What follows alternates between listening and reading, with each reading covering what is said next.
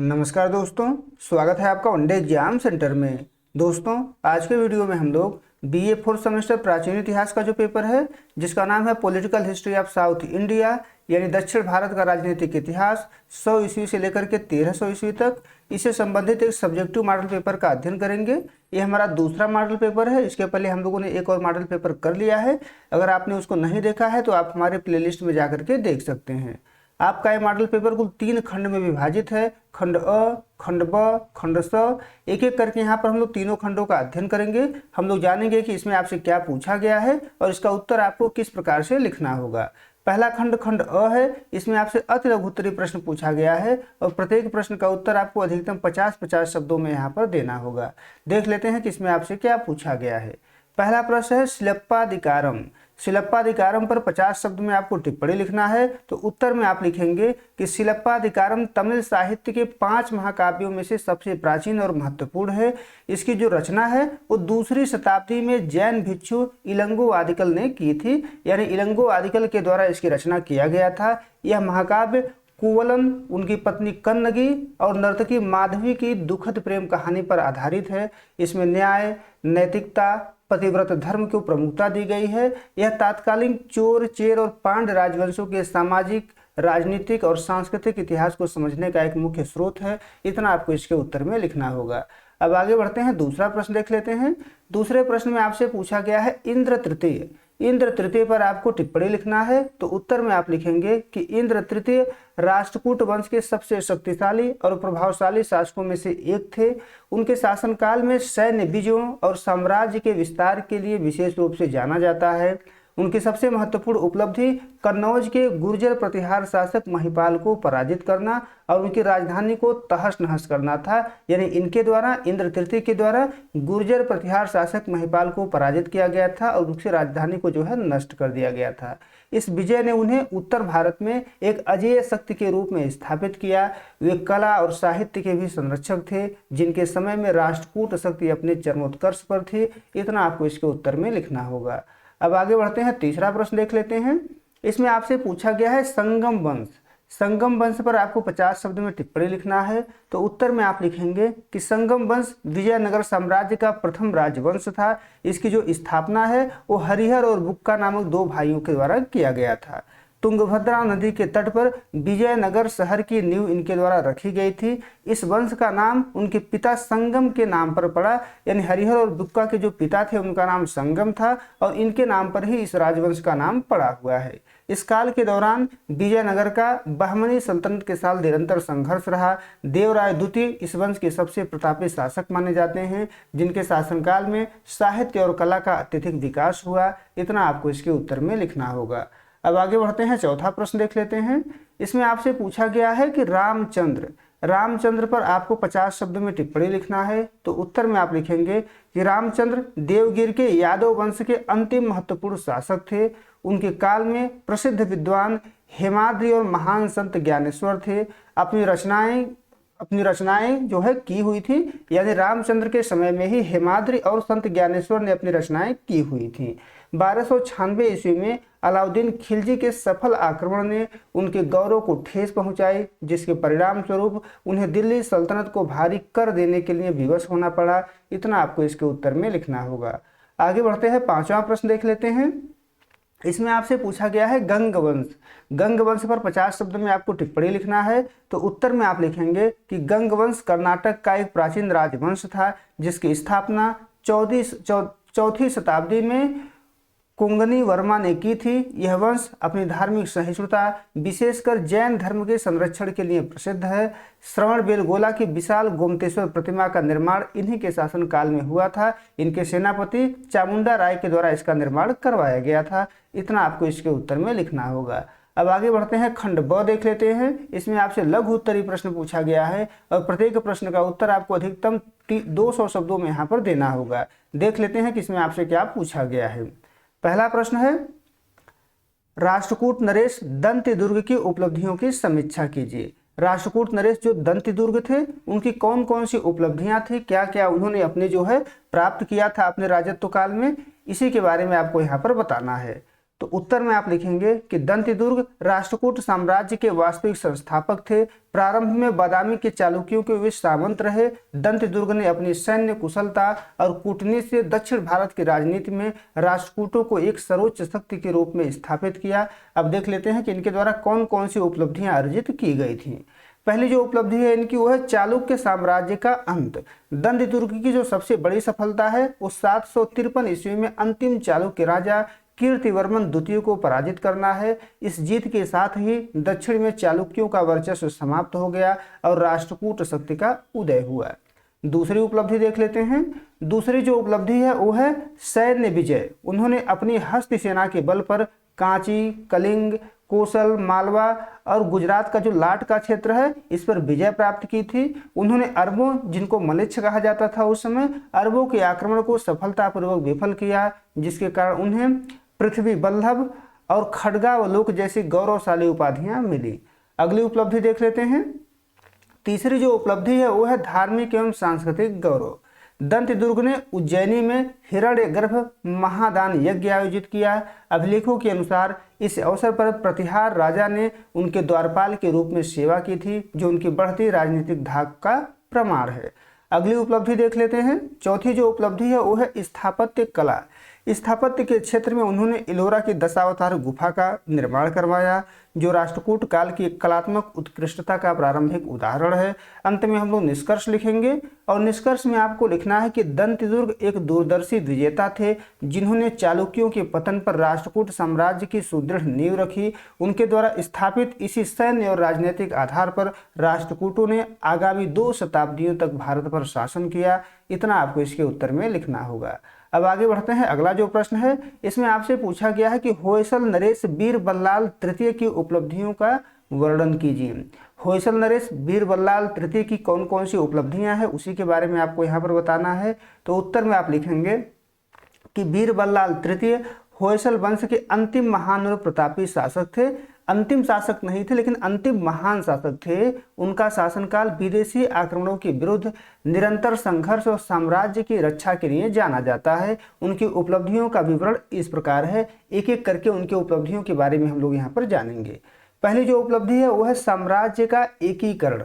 शासन के शुरुआती वर्षों में उन्होंने अपने आंतरिक विद्रोहियों और पड़ोसी यादव तथा पांड्य शासकों को नियंत्रित कर होयसल सत्ता को सुदृढ़ किया, यानी अपने साम्राज्य का एकीकरण इनके द्वारा किया गया। दूसरी जो उपलब्धि है वो है सल्तनत का प्रतिरोध। 1311 ईस्वी में मलिक काफूर के आक्रमण के समय उन्हें संधि करनी पड़ी, लेकिन बाद में उन्होंने अपनी शक्ति पुनः संगठित की। उन्होंने मोहम्मद बिन तुगलक के समय होयसल राज्य को दिल्ली की अधीनता से मुक्त कराने का प्रयास किया। अगली जो उपलब्धि है वह है विजयनगर की आधारशिला। बल्लाल तृतीय की सबसे बड़ी ऐतिहासिक उपलब्धि विजयनगर साम्राज्य के उदय में भूमिका निभानी थी। उन्होंने तुंगभद्रा नदी के तट पर विजयनगर के निकट सैन्य छावनी बनाई, जिससे हरिहर और बुक्का को प्रेरणा मिली। अब अगली उपलब्धि देख लेते हैं। चौथी जो उपलब्धि है वो है मदुरै सल्तनत से संघर्ष। उन्होंने अपने जीवन के अंतिम वर्षों में मदुरै के सुल्तान के विरुद्ध धर्म युद्ध छेड़ दिया। 1342 ईस्वी में कुप्पम के युद्ध में वीरतापूर्वक लड़ते हुए ये वीर गति को प्राप्त हो गए थे।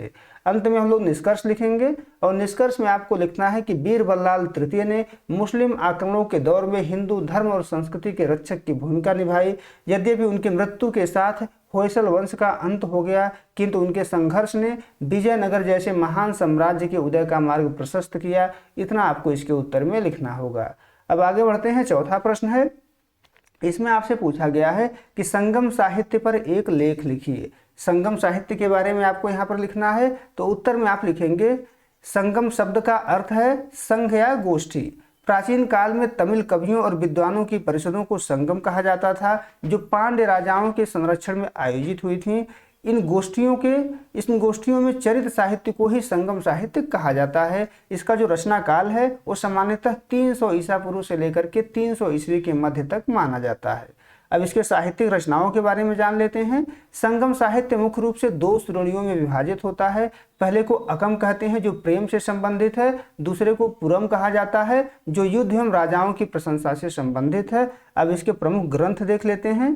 पहला है तुलक्काप्यम, तोलकाप्पियम जो है प्राचीनतम तमिल व्याकरण ग्रंथ है जिसकी रचना तोलकाप्पियर ने की थी, यानी इसकी रचना तोलकाप्पियर के द्वारा की गई थी। अब दूसरा देख लेते हैं।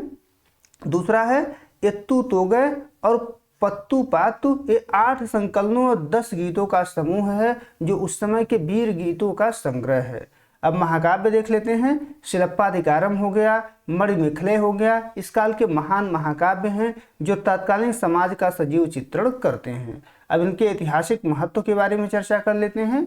यह साहित्य केवल कल्पना मात्र नहीं है बल्कि दक्षिण भारत के चोल, चेर और पांड्य राजवंशों के इतिहास, उनके व्यापार, विशेषकर रोम के साथ जो व्यापार हुए थे, और सामाजिक व्यवस्था को जानने का सबसे विश्वसनीय स्रोत है। यह उस युग की उन्नत संस्कृति और नैतिकता को दर्शाता है। अंत में हम लोग निष्कर्ष लिखेंगे और निष्कर्ष में आपको लिखना है कि संगम साहित्य तमिल भाषा की अमूल्य निधि है।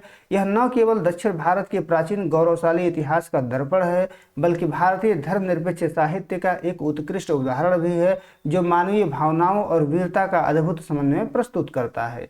अब अगला खंड देख लेते हैं। खंड 100 है। इसमें आपसे दीर्घ उत्तरीय प्रश्न पूछा गया है और प्रत्येक प्रश्न का उत्तर आपको अधिकतम 5-5 शब्दों में यहाँ पर लिखना होगा। देख लेते हैं कि इसमें क्या पूछा गया है। इसमें आपसे पूछा गया है कि काकतीय नरेश रुद्रदेव की उपलब्धियों का वर्णन कीजिए।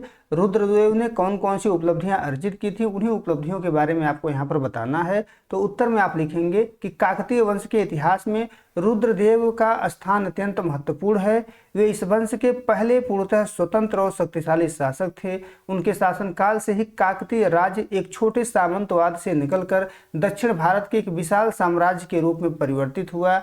उनके गौरवशाली शासन की जानकारी हमें प्रसिद्ध हनुमकोंडा के 1000 स्तंभ मंदिर के शिलालेखों से मिलती है। अब उनके प्रमुख उपलब्धियों के बारे में जान लेते हैं। उनकी जो प्रमुख उपलब्धियां हैं उसमें पहला है चालुक्यों की अधीनता से मुक्ति। रुद्रदेव के समय कल्याणी के चालुक्यों की शक्ति क्षीण हो रही थी। इसका लाभ उठाते हुए उन्होंने 1158 ईस्वी में स्वतंत्र काकतीय राज्य की घोषणा की। उन्होंने चालुक्य नरेश तैलप तृतीय को युद्ध में पराजित कर अपनी राजनीतिक श्रेष्ठता सिद्ध की और महाराजा की उपाधि को धारण किया। यानी इनकी जो पहली उपलब्धि है वो चालुक्यों की अधीनता से मुक्ति है। दूसरी उपलब्धि है व्यापक साम्राज्य विस्तार। रुद्रदेव एक महत्वाकांक्षी विजेता थे। उन्होंने गोदावरी और कृष्णा नदियों के मध्य के उपजाऊ क्षेत्रों पर अधिकार करने के लिए कई सफल अभियान चलाए। इस अभियानों में जो प्रमुख है उसकी चर्चा हम लोग यहाँ पर करेंगे। प्रमुख में पहला है स्थानीय शासकों का दमन। उन्होंने डोमराज, मैलिक देव और मेड़ा जैसे विद्रोही सामंतों को कुचलकर उनके दुर्गों पर कब्जा कर लिया। यानी स्थानीय शासकों का दमन इनके द्वारा किया गया। दूसरा है तटीय आंध्र की विजय। उन्होंने तटीय क्षेत्रों के छोटे राज्यों को जीतकर अपने साम्राज्य की आर्थिक स्थिति को बहुत मजबूत बनाया। तीसरा है यादवों से संघर्ष। पश्चिमी सीमा पर उन्होंने देवगिरी के यादवों की बढ़ती महत्वाकांक्षाओं को सफलतापूर्वक चुनौती दी और अपने राज्य की सीमाओं को सुरक्षित किया। अगली उपलब्धि देख लेते हैं। तीसरी जो उपलब्धि है वो है वारंगल का निर्माण।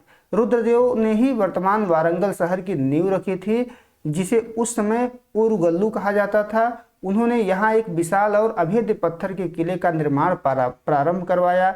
यह नगर आगे चलकर काकतीयों की वैभवशाली राजधानी बना और दक्षिण भारत का प्रमुख व्यापारिक केंद्र बनकर के उभरा। अगली उपलब्धि देख लेते हैं। चौथी जो उपलब्धि है वो है स्थापत्य कला के संरक्षक। रुद्रदेव कला और वास्तुकला के महान प्रेमी थे। उनके शासनकाल की सबसे बड़ी उपलब्धि 1163 ईस्वी में निर्मित 1000 स्तंभ मंदिर है। यह मंदिर हिंदू वास्तुकला का एक उत्कृष्ट उदाहरण है जिसमें बारीक नक्काशी, पालिश किए हुए काले पत्थर के स्तंभ और विशाल नंदी की प्रतिमा दर्शनीय है। अगली उपलब्धि देख लेते हैं। पांचवी जो उपलब्धि है वो है साहित्य और विद्या। वे स्वयं एक उच्च कोटि के विद्वान और कवियों के आश्रयदाता थे। उन्होंने संस्कृत भाषा में नीति सार नामक एक महत्वपूर्ण ग्रंथ की रचना की है जिसमें राज्य के प्रशासन, राजनीति और नैतिकता के सिद्धांतों का वर्णन किया गया है। उनके काल में तेलुगु और संस्कृत साहित्य को अत्यधिक प्रोत्साहन मिला। अंत में हम लोग निष्कर्ष लिखेंगे और निष्कर्ष में आपको लिखना है कि रुद्रदेव एक वीर योद्धा और कुशल निर्माता थे। उन्होंने स्वतंत्र काकतीय साम्राज्य की सुदृढ़ नींव रखी जिस पर भविष्य के शासकों ने एक महान शक्ति का निर्माण किया। इतना आपको इसके उत्तर में लिखना होगा। अब आगे बढ़ते हैं, छठा प्रश्न देख लेते हैं। अंतिम प्रश्न है, इसमें आपसे पूछा गया है कि देवगिरी के रामचंद्र की उपलब्धियों का वर्णन कीजिए। देवगिरी के शासक जो रामचंद्र थे, उन्होंने कौन कौन सी उपलब्धियां अर्जित की थी उसके बारे में आपको यहाँ पर बताना है। तो उत्तर में आप लिखेंगे कि रामचंद्र, जिन्हें रामदेव के नाम से भी जाना जाता है, देवगिरी के यादव वंश के अंतिम महान और शक्तिशाली सम्राट थे। उन्होंने 1271 ईस्वी में अपने भाई के उत्तराधिकारियों को पराजित कर सिंहासन प्राप्त किया। उनके शासनकाल को यादव साम्राज्य के चरम उत्कर्ष और साथ ही दिल्ली सल्तनत के आक्रमणों के कारण एक महत्वपूर्ण संक्रांति काल के रूप में देखा जाता है। उनके काल में दक्षिण भारत की कला, साहित्य और राजनीति ने नई ऊंचाइयों को छुआ। अब इनकी उपलब्धियों की चर्चा कर लेते हैं। इनकी जो पहली उपलब्धि है वो है साम्राज्य का सुदृढ़ीकरण और विस्तार। रामचंद्र एक कुशल विजेता थे। सिंहासन पर बैठते ही उन्होंने अपने पड़ोसी राज्यों पर अपनी धाक जमानी शुरू की। पहली विजय उनकी है होयसलों पर विजय। उन्होंने होयसल नरेश नरसिंह तृतीय को पराजित किया और उनके राज्य के उत्तरी क्षेत्रों पर अधिकार कर लिया। परमारों और बघेला शासकों का भी दमन इनके द्वारा किया गया। उन्होंने मालवा के परमारों और गुजरात के बघेला शासकों के विरुद्ध सफल सैन्य अभियान चलाए, जिससे उत्तर पश्चिमी सीमा इनकी सुरक्षित हो गई। इसके अलावा भी इन्होंने आक्रमण किए हैं और विजय प्राप्त की है। उन्होंने तेलंगाना और मैसूर के कुछ हिस्सों पर भी आक्रमण कर यादव पताका फहराई, जिससे उनका साम्राज्य नर्मदा से लेकर तुंगभद्रा नदी तक फैल गया। अगली उपलब्धि देख लेते हैं। दूसरी जो उपलब्धि है, दिल्ली सल्तनत का प्रतिरोध है।